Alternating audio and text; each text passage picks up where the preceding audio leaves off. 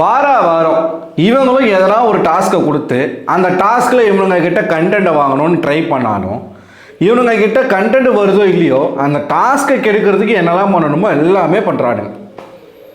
உருப்படியாக ஒருத்தருக்கும் யோசிக்கிற சிந்தனையே கிடையாது.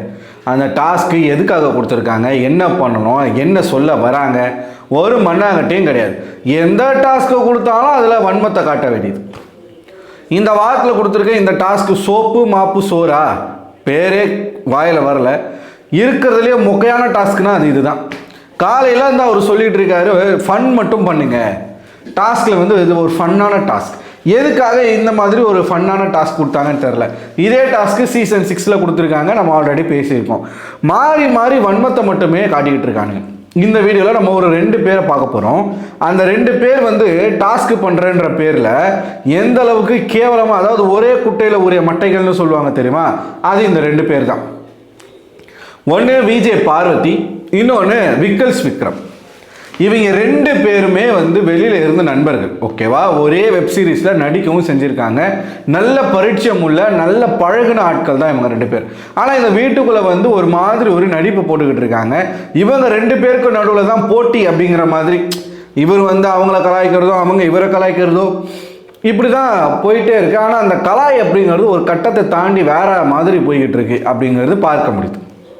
முதல்ல பார்வதி அவர்கள் காலையிலேருந்து என்ன பண்ணுறாங்க அப்படின்னு பார்த்தீங்கன்னா, அரோரா சிங்க்லரை வச்சு வந்து ஏகப்பட்ட இடங்களில் ரோஸ்ட் பண்ணுறன்ற பேரில், கலாய்க்கிறன்ற பேரில் ஒரு மாதிரி கேரக்டர் அசாசினேட் பண்ணிகிட்டு இருக்காங்க அப்படிங்கிறத நம்ம சொல்லியிருந்தோம். கைரேகை பார்த்துட்டு ஜோசியம் சொல்கிறேன்னு சொல்லி உங்களுக்கு வந்து 3 கல்யாணம் நடக்கும், உங்களுக்கு 3 புருஷன் இருக்காங்க, வெளிநாட்டில் உங்களுக்கு கல்யாணமே நடக்காது, உங்களுக்கு உள்நாட்டில், அதாவது அரோரா வந்து எக்ஸ் பாய் ஃப்ரெண்ட் இருக்கான், அந்த எக்ஸ் பாய் ஃப்ரெண்ட் வந்து இந்தியாவை சேர்ந்தவன் கிடையாது, அவன் வந்து ஒரு ஃபாரினர் அப்படிங்கிறது சொல்லியிருக்காங்க அரோரா. அதை வச்சு பேசுகிறாங்க பார்வதி, உங்களுக்கு வெளிநாட்டில் திருமணம் நடக்காது, உள்நாட்டில் தான் நடக்கும், இன்னொருத்தனுடைய புருஷனை கரெக்ட் பண்ணி வந்து நீங்கள் கல்யாணம் பண்ணுவீங்க, அடுத்தவனோட குடும்பத்தை பிரித்து அவனை கூட்டிகிட்டு வந்து, அதாவது இது எப்படிப்பட்ட ஒரு அக்யூசேஷன் தெரியுமா, இது எப்படி ஒரு பார்வையில் வெளியில் மக்கள் பார்ப்பாங்க. மனசுக்குள்ளே இருக்கக்கூடிய அத்தனை வன்மத்தையும் கொட்ட வேண்டியது. கமருதீன் ஒன்றும் குழந்தை கிடையாது. அரோரா கூப்பிட்ட உடனே கமருதீன் பின்னாடியே ஓடுறதுக்கு கமருதீன் ஒன்றும் குழந்தை கிடையாது. இதை பற்றி நம்ம நிறைய பேசியாச்சு, ஓகேவா. இப்போ அரோரா கூட ஒரு கம்ஃபர்ட் இருக்குது. யாருக்கு? கமருதீனுக்கு ஒரு கம்ஃபர்ட் ஜோன் இருக்குது. பார்வதி தன்னை யூஸ் பண்ணிக்கிறாங்க அப்படிங்கிற ஒரு எண்ணம் கமருதீனுக்கு இருக்குது. அதானே உண்மை. அரோரா எந்த இடத்துலையும் கமருதீனை யூஸ் பண்ணி ஒரு கேம் விளையாடலையே, நீங்கள் தானே அதை பண்ணுறீங்க, ஓகேவா. ஸோ இவங்க பண்ணுவாங்களாமா, இவங்க பண்ணதில் ஒருத்தன் அஃபெக்ட் ஆகி அவன் விலகி போனான் அப்படின்னா அந்த பொண்ணை அக்யூஸ் பண்ண வேண்டியது. இப்படி தான் மிடில் ஃபிங்கர் காட்டுறீங்க, ஆபாச குறியீடு காட்டுறீங்கன்னு அந்த பொண்ணை டார்கெட் பண்ணாங்க. எல்லா இடத்துலையுமே இவங்க 2 பேருமே வந்து என்ன வெறுப்பேற்றுறதுக்காகவே பண்ணுறாங்க. அவங்க ஒன்றா இருந்து என் முன்னாடி ஒன்றா இருந்து என்னை வெறுப்பேற்றுறாங்க அப்படின்னு சொல்லிட்டு இருந்தாங்க. இன்றைக்கி அதை மொத்தமாக வந்து டாஸ்கில், இப்போது இந்த டாஸ்கினுடைய நேச்சர் என்னென்னா, ஒவ்வொருத்தருக்கும் ஒவ்வொரு டீம் இருக்கா. கிச்சன் டீம் ஒன்று இருக்கிறதுலே முக்கியம் பண்ணிக்கிட்டு இருக்கிறது கிச்சன் டீம் தான். 5 பெண்கள் சேர்ந்துக்கிட்டு எந்த அளவுக்கு கலகலப்பாக கொண்டு போகணுமோ அதை பண்ணாமல் இருக்கிறதுலே ரொம்ப ஒஸ்ட்டாக ஒரு வன்மத்தை வந்து கொட்டிக்கிட்டு இருக்க மாதிரி தான் பண்ணிக்கிட்டு இருக்காங்கன்னு நிறைய பேர் சொல்லிகிட்டு இருக்காங்க. நான் இன்றைக்கி எபிசோடே ஒழுங்காக பார்க்கல, ஏன்னா போர் அடிக்குது, ஓகேவா. சரி, இது ஒரு பக்கம். இந்த பக்கம் பார்வதிக்கு வருவோம். பார்வதியை சொன்னால் பார்வதி வந்து மற்றவங்கள சொன்னால் மற்றவங்க வந்து காமெடியாக எடுத்துக்கணும். இவங்க பேசுறது மட்டும் ஃபன்னாமா, மற்றவங்க பேசினா மட்டும் அது சீரியஸாமா. கமருதீன் வந்து என்ன பண்ணாருன்னா, இவங்க வந்து ஒரு ஆக்டை போட்டாங்க. பாத்ரூம் ஏரியாவுக்கு போயிட்டு பார்வதி வந்து இவர் இருக்கார்ல, அமித் வந்து தன்னுடைய கணவர் மாதிரியும், ரம்யா வந்து தன்னுடைய மருமக மாதிரியும், எப்ஜேவா இல்லை சபரியா தெரில, எப்ஜே தான் நினைக்கிறேன். எப்ஜே வந்து ரம்யாவுடைய கணவர், அதாவது எப்ஜே வந்து புள்ள மாதிரியும் ஒரு ஆக்ட் ஒன்று பண்ணாங்க, ஓகேவா. அரோரா கிட்ட 3 கல்யாணம் பண்ணுவீங்க, 3 புருஷன், அது வெளிநாட்டுக்காரன் கிடையாது, உள்நாட்டுக்காரன் தான், இன்னொருத்தனோட புருஷனை மயக்கி நீங்கள் வந்து கூப்பிட்டு போயிடுவீங்க, இப்படியெல்லாம் சொன்னாங்க மேடம், ஓகேவா. சொல்லிட்டு கமருதீனை வந்து தான் காலுக்கு வந்து நெயில் பாலிஷ் போட்டு விடு, கால் அமைக்க விடு, இந்த மாதிரி வேலைகள்லாம் கமருதீனை வாங்கினாங்க. அவன் எங்கன்னா பொண்ணு கூப்பிட்டா போயிடுவான் போலகுது. அந்த மாதிரி யார் கூப்பிட்டாலும் போயிடுறான். இது டாஸ்கே கிடையாது. ஆனால் டாஸ்க்குள்ளே இதெல்லாம் வந்து பார்வதி அரோரா கிட்ட இருந்து தன்னை கமருதீனை பிரிக்கணும்னு சொல்லிட்டு கூப்பிட்டு போய் பண்ணுறாங்க. எல்லாமே வந்து அவரும் பார்வதி சொல்கிற எல்லாத்தையும் பண்ணிக்கிட்டு இருக்கா. அப்படி இது நடந்த உடனே அந்த பாத்ரூமில் இவங்க வந்து அமித்தை வந்து புருஷன் சொல்லி ஒரு ஆக்ட் பண்ணும்பொழுது கமருதீன் போய் அதே வார்த்தையை கேட்குறாரு. மேடம் உங்களுக்கு எத்தனை புருஷன் அப்படின்னு சொல்லி கேட்குறாரு. கேட்ட உடனே பார்வதிக்கு வந்துச்சு பாருங்க கோபம். பார்வதி அரோரா சொன்னது ஃபன்னா, கமருதீன் வந்து பார்வதி சொன்னது சீரியஸா. என்னடா இப்படி சொல்கிற, வெளியில் எப்படி போகும் தெரியுமா, ஏன்டா இப்படிலாம் பண்ணுற அப்படின்னு வேற மாதிரி பேசுகிறாங்க. நான் அந்த கிளிப்பிங்லாம் பார்க்கும்போது என்னடா இது நீ இவ்வளோ நேரம் ஒரு பொண்ணை கழுவி ஊற்றிட்டு இருந்த, ஒன்று ஒரு பையன் சொன்னோன்னே உனக்கு வந்து அது மட்டும் தப்பாக போகுமா? ஏன் பார்வதி உங்களுக்கு தான் வாழ்க்கை இருக்கா, மற்றவங்களுக்குலாம் வாழ்க்கையே கிடையாதா? மற்றவங்களாம் என்ன நாசமாக போட்டோன்னு சொல்லி விட்டுருக்காங்களா? புரியலையே. எதுவாக இருந்தாலும் உங்களை அஃபெக்ட் பண்ணும், ஆனால் நீங்கள் மற்றவங்கள பேசுகிறத அஃபெக்ட் பண்ணாதா? அவ்வளோ நேரம் பேசிக்கிட்டு இருக்காங்க. அப்போ கமருதீன் என்ன சொல்கிறான், நீ மட்டும் மற்றவங்கள காமெடியாக சொல்கிறல, உன்னை யாராச்சும் காமெடியாக சொன்னால் உன்னால் ஏன் பொறுத்துக்க முடியல? நல்ல கேள்வி கேட்டார். அரோராவும் விடலை. அரோரா வந்து அவங்க பங்குக்கு என்ன சொல்லிட்டாங்கன்னா, பார்வதி வந்து இன்னொரு வார்த்தையும் சேர்த்து யூஸ் பண்ணியிருக்காங்க. நீ கூட தான் எல்லாரையும் வச்சிருக்க அப்படின்னு சொல்லிட்டு இருக்காங்க. அது எவ்வளோ கேவலமான ஒரு வார்த்தை. இப்போ பார்வதிக்கு ஒன்றுனா வந்து இவங்கெல்லாம் வருவாங்க அப்படின்னு அரோரா சொல்லியிருக்காங்க போல். அதுக்கு பதிலுக்கு இவங்க என்ன சொல்லியிருக்காங்கன்னா, நீ கூட தான் நிறைய பேரை வச்சுருக்க, அதுக்கு என்ன பண்ணுறது அப்படிங்கிற மாதிரி இவங்க மொட்டையாக சொல்லி, அதாவது இவங்க அப்படியே மழுப்புறாங்க. நான் அப்படி சொல்லலை, உனக்கு ஒன்றுனா கூட தான் இத்தனை பேர் வருவாங்கன்ற மாதிரி சொன்னேன். பார்வதி சொன்னது அந்த மாதிரி கன்வே ஆகலை. மொட்டையாக நீ கூட தான் பல பேரை வச்சுருக்க அப்படின்னா அது வேறு மாதிரியான ஒரு அர்த்தத்தை தான் கொடுக்குது.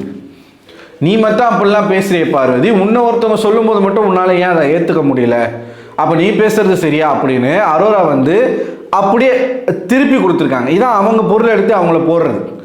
அரோரா வரக்கூடிய வாரங்களில் ரொம்ப சென்சிபிளாக கரெக்டான இடங்களில் கரெக்டான விஷயங்களை பேசிக்கிட்டு இருக்காங்க.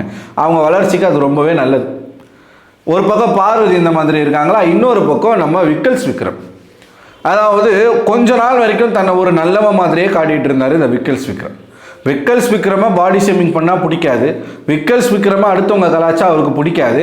இப்போது தன்னை வந்து இன்னொருத்தராக காட்டுறேன், சேஞ்ச் ஓவர் பண்ணுறேன் அப்படின்னு சொல்லி இருக்கிற எல்லாரையுமே பாடி ஷேமிங் பண்ணுறது, மாக் பண்ணுறதுன்னு சொல்லிட்டு அந்த வீட்டுக்குள்ளே அதிகமாக பண்ணிக்கிட்டு இருக்கிறது விக்கல்ஸ் தான்.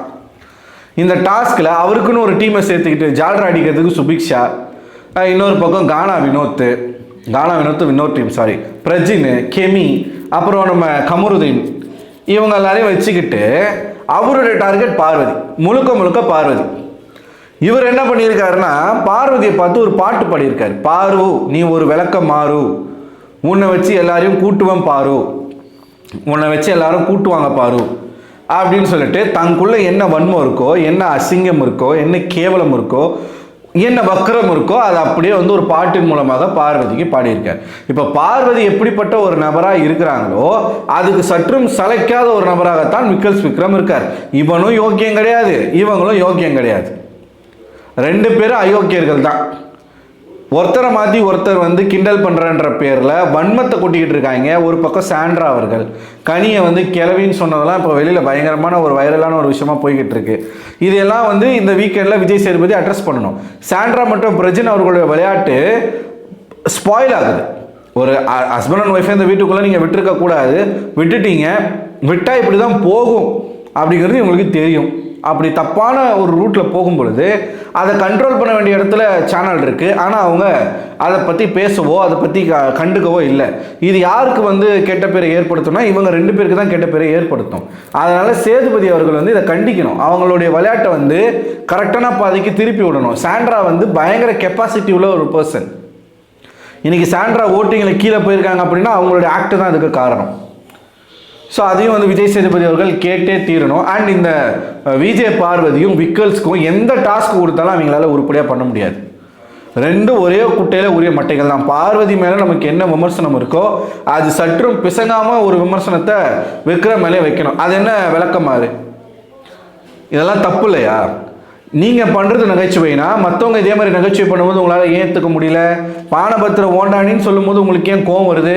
அப்போ நீங்கள் விளக்கமாறுன்னு சொல்கிறது மட்டும் தப்பு இல்லையா? அதிகாரமே கோவப்படக்கூடாதா? ஒன்றுமே புரியலையே. ரூல்ஸ்னால் எல்லாருக்கும் ரூல்ஸ் தானே. அப்புறம் இவனுடைய வன்மத்தை எப்படி காட்டுறான் பாருங்க. எல்லாரும் பாயிண்ட் கொடுத்தாங்க. இந்த சாம்பார் ஸ்குவாட் வந்து எல்லாருக்கும் ஒரு பாயிண்ட் தான் கொடுத்தாங்க. ஏன்னா அவங்களுக்கு எல்லாரும் ஒரு பாயிண்ட் தான் கொடுத்தாங்க. அதான் வன்மத்தை காட்டுறது. இப்போ இன்னொருத்தவங்க வன்மத்தை காட்டினாங்கன்னா திருப்பி நம்மளும் வன்மத்தை காட்டுறது. அப்போ விக்கல்ஸ் வந்து சுபிக்ஷா கிட்ட பேசிக்கிட்டு இருக்காங்க. என்ன சொல்கிறான்னா, இந்த சாம்பார் ஸ்குவாட் வந்து குரூப்பாக டிஸ்கஸ் பண்ணிக்கிட்டு இருக்காங்க. நாளைக்கு வந்து நம்ம சூப்பராக விளையாண்டு நம்ம காயின்ஸ் நிறையா வாங்கணும், நாளைக்கு நம்ம வேறு மாதிரி விளையாடலாம்னு சொல்லிட்டு அவங்க ஒரு பக்கம் தாம் பண்ண தவிர திருத்திக்கிறதுக்கு ட்ரை பண்ணுறாங்க. இவன் வந்து அவன் வன்மத்தை எப்படி காட்டுறான்னா, நீ என்ன பண்ணாலும் நான் 1 ஸ்டார் தான், 1 பாயிண்ட், 0 பாயிண்ட். ஃபஸ்ட்டு 0 பாயிண்ட்டுன்னு சொல்லிட்டான். நீ என்ன பண்ணாலும் நான் காயினே கொடுக்க மாட்டேன், 0 காயின் தான். நீ வந்து என்னை வந்து கெட்டவன் சொன்னீங்கன்னா நான் வந்து கெட்டவனாக இருந்து காட்டுறேன். நீ என்னை வந்து இப்படி நெகட்டிவாக சொன்னீங்கன்னா நான் நெகட்டிவாக பண்ணி காட்டுறேன். நீ என்ன பண்ணாலும் நான் 0 காயின் தான் கொடுப்பேன். இது எப்படிப்பட்ட ஒரு பிஹேவியர்னு எனக்கு புரியல. கேவலமாக பண்ணுறானுங்க. அம்மட்டும் வன்மத்தோடையே இந்த எதுவாக இருந்தாலும் ஃபன் டாஸ்க்குன்னு சொன்னாலும் அதுலேயும் வன்மத்தை தான் காட்டுறாங்க. இவனுங்களால் ஒரு டாஸ்க்கை வந்து நிஜமாகவே ரியலாகவே விளையாட முடியாது அவனுங்களால. அவனுங்களுக்கு முதல்ல அங்கே ஹிட்டாக வருதே வன்மம் தான். பார்வதியாக வன்மத்தை கொட்டணும். இப்போ விக்கல்ஸா பார்வதி நினைப்பாங்க வன்மத்தை கொட்டணும். அப்புறமா சுபிக்ஷா பேசின பிறகு இருக்கட்டும், இப்போ என்ன அதனால என்ன இருப்போது, கொடுக்க வேணாம். சுபிக்ஷா சொல்கிறாங்க நம்ம அப்படி டிசைட் பண்ண வேணாம், அவங்க நல்லா பண்ணாங்கன்னா நம்ம வந்து நியாயமாக நடந்துப்போம், மக்கள் பார்க்குறாங்க அப்படின்னு சொன்னோடனே 1 காயின் கொடுக்கலாம். அதுக்கு மேலாம் கொடுக்கவே முடியாது. பார்வதிக்கு ஒரு இது பண்ணி ஆகும் அப்படின்னு. என்னடா இது ரிவெஞ்ச் எடுக்கிற இடமாடா இது? எனக்கு புரியவே இல்லை. இவனுங்க நடிக்கிறானுங்களா, உண்மையாலுமே கேரக்டர் இதானா அப்படிங்கிறது தெரில. ஏதோ மங்காத்தா கேம் ஆடுற மாதிரி எனக்கு தோணுது. ஸோ இது வந்து இப்போ இந்த லைவில் நடந்துக்கிட்டு இருந்த ஒரு விஷயம். டாஸ்க்கு மொத்தமாக கெடுத்துட்டானுங்க. டாஸ்க்கு சுவாரஸ்யமாக இல்லை, கண்டென்ட்டும் இல்லை. இவனுங்க இந்த மாதிரி வந்து அருன்னு அறுக்கிறதுனால திவாகரை கொண்டு வாங்கன்னா நிறைய பேர் பேசிக்கிட்டு இருக்காங்க. அதுவும் நம்ம சொல்லியாச்சு, ஆதிரியை கொண்டு வாங்க, இந்த வியானா எப்ஜேக்கு நடுவில் ஒரு மிகப்பெரிய கிளாஷ் ஒன்று வரும் அப்படின்னு நம்ம சொல்லியாச்சு. இப்போ வியானா வந்து எப்படி மாறிட்டாங்கன்னா அன்ஷிதா 2.0 மாறிட்டாங்க. போன சீசனில் விஷாலுக்கும் தர்ஷிகாவா அவங்க 2 பேருக்கும் நடுவில் வந்து ஒரு காதல் போச்சு. என்னைக்கு தர்ஷிகா அந்த வீட்டை விட்டு வெளில போனாங்களோ அன்ஷிதா உள்ளே புகுந்தாங்க. அந்த மாதிரி இப்போ வியானா மாறிக்கிட்டு இருக்காங்க. தெரிஞ்சதான் பண்ணுறாங்க. இதுதான் இப்போதைக்கு நடந்த அப்டேட். ஸோ இந்த 2 பேரை பார்த்து நீங்கள் என்ன நினைக்கிறீங்க? 2மே அசிங்கம் தான், 2மே குப்பை தான், குப்பையில் உரிய மட்டைகள் தான் இந்த விக்கல்ஸ் அண்ட் பார்வதி. உங்களோட கருத்து என்ன அப்படிங்கிறத கமெண்ட் பாக்ஸில் கமெண்ட் பண்ணுங்கள். அடுத்த ஒரு வீடியோவில் உங்களை சந்திக்கிறேன். அதுவரை உங்களிடமிருந்து விடைபெறுவது நான் அரவிந்தன்.